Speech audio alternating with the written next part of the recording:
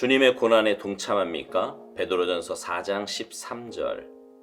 오히려 너희가 그리스도의 고난에 참여하는 것으로 즐거워하라. 당신이 하나님께 쓰임받기 위해서는 하나님께서 당신에게 전혀 의미 없는 많은 경험들을 하게 하실 것입니다. 그러나 그러한 경험은 당신을 주님께 유익하게 만듭니다.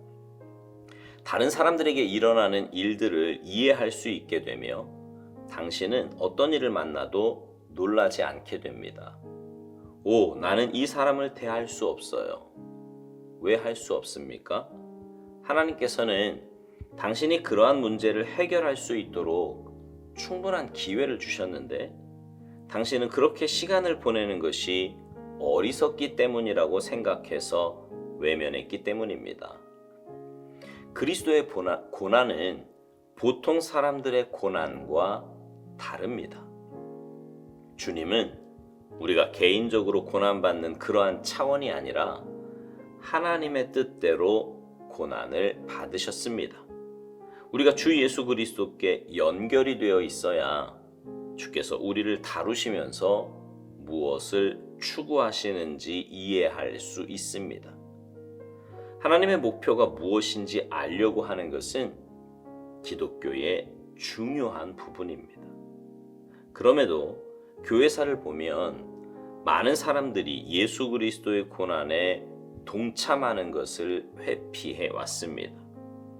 인간들의 쉬운 지름길로 하나님의 명령을 수행하려고 했습니다. 그러나 하나님의 방법은 언제나 고통의 방법으로서 길고 먼 길로 가게 하시는 것입니다.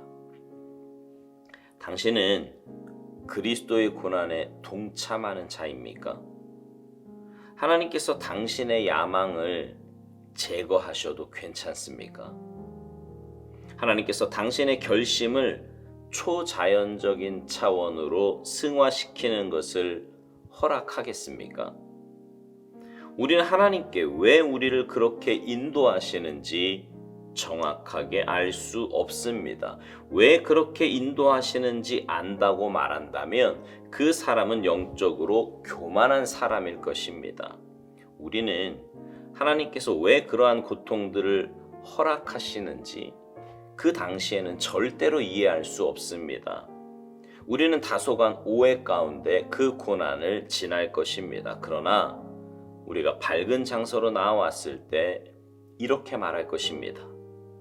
하나님께서 나를 보호하고 계셨는데 왜 나는 몰랐을까?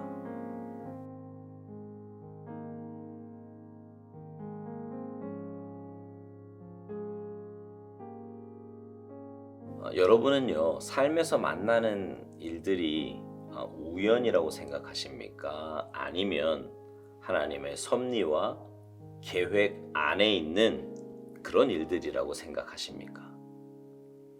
이것을 구분하는 것이 왜 중요하냐면요, 어떻게 생각하고 사느냐에 따라서 그 일들을 대하는 마음가짐과 태도가 달라지기 때문이에요.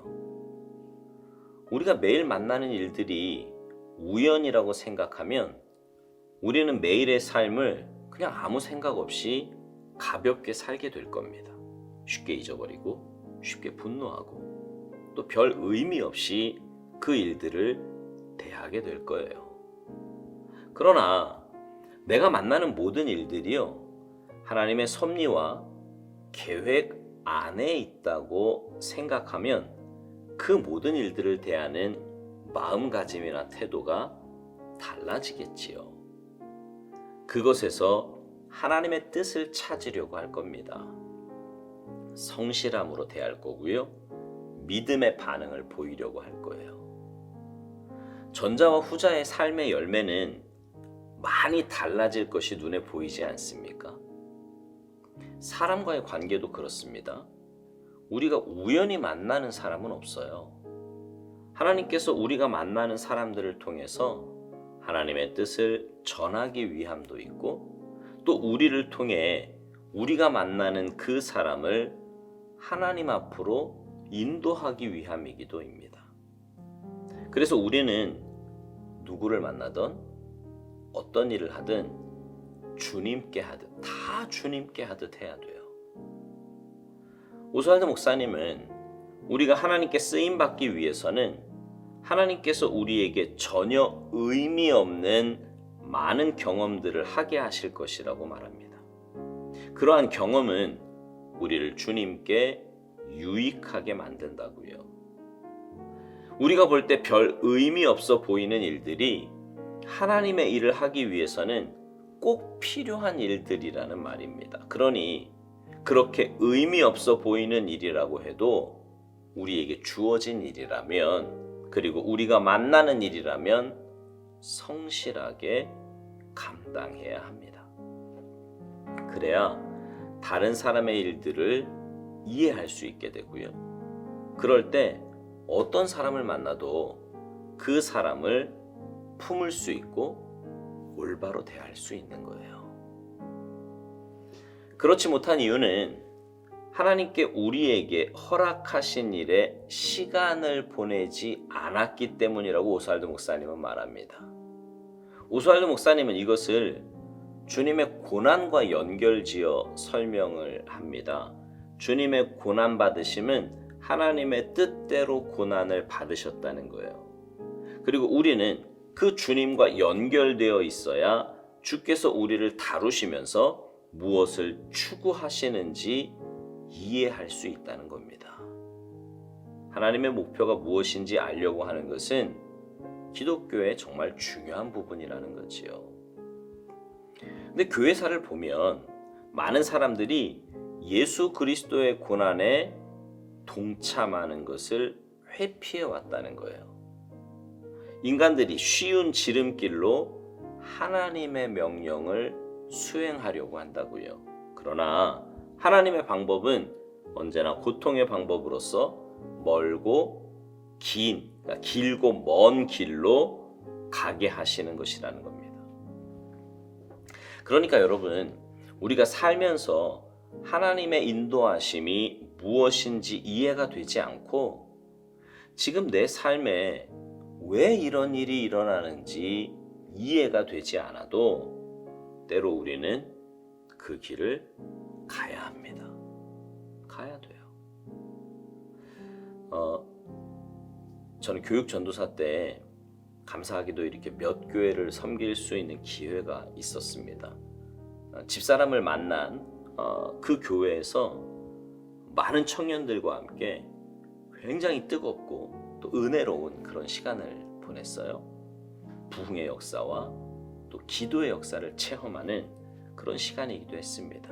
이제 그러다가 그 다음에 간 교회에서는 정말 몇 명 되지 않는 청년들과 학생들을 섬겨야 하는 그런 시간을 보냈습니다. 이게 단지 숫자가 많고 적음이 문제가 아니라 하여튼 이런저런 여건과 상황들이 굉장히 저를 힘들게 했어요.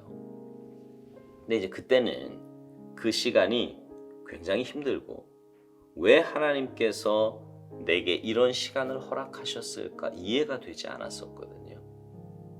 이제 그러다가 수원으로 가서 개척을 해서야 개척교회를 섬기면서 그 이유를 알 수 있었고요.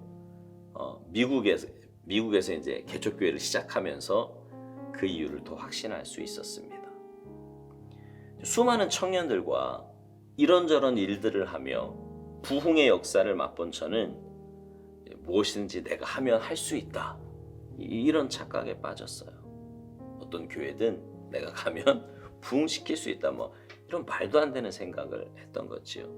그러나 작은 교회에서 그리고 개척교회에서 사역을 하면서 그것이 아니라는 걸 깨달았습니다. 부흥은 전적인 하나님의 은혜요 역사이고요, 나는 그저 도구로 쓰임받는 것임을 깨닫게 되었어요. 때로 버티고 견뎌야 하는 시간이 있다는 것도 알게 되었습니다. 한 영혼의 소중함을 정말 깊이 알게 되었고요. 더 깊은 기도의 자리로 가는 귀한 체험들도 많이 있었습니다. 돌이켜보면 그때마다 하나님은 나와 함께 하셨고 은혜 주셨고 지켜주셨어요. 그때는 그 상황들만 보느라고 깨닫지 못했던 거지요. 생각해보면 내 인간적인 욕심이 나를 더 힘들게 했었고 세상적인 기준과 잣대가 저를 영적인 삶에서 멀어지게 했었습니다. 감사하게도 하나님은 이런저런 일들로 저를 깨닫게 하셨고요. 다시금 하나님의 일을 하나님의 뜻대로 할 수 있게끔 회복시켜 주셨습니다. 오스왈드 목사님은요, 우리에게 이런 질문을 합니다. 당신은 그리스도의 고난에 동참하는 자입니까? 하나님께서 당신의 야망을 제거해도 괜찮습니까? 하나님께서 당신의 결심을 초자연적인 차원으로 승화시키는 것을 허락하겠습니까? 사랑하는 성도 여러분, 여러분은 어떠세요? 주님의 고난에 동참해서 주님의 뜻을 이루며 살고 계십니까? 내 개인적인 생각과 고집, 감정적으로 살지 마시고 믿음을 가진 자답게 사시기 바라요. 하나님의 섭리와 인도하심에 순복하며 삽시다. 주님의 고난에 동참하며 살자고요. 그래서 여러분의 삶을 통해 하나님의 뜻이 올곧게 세워지며 영혼을 살리는 역사가 나타나게 되기를 주님의 이름으로 축복합니다. 아멘.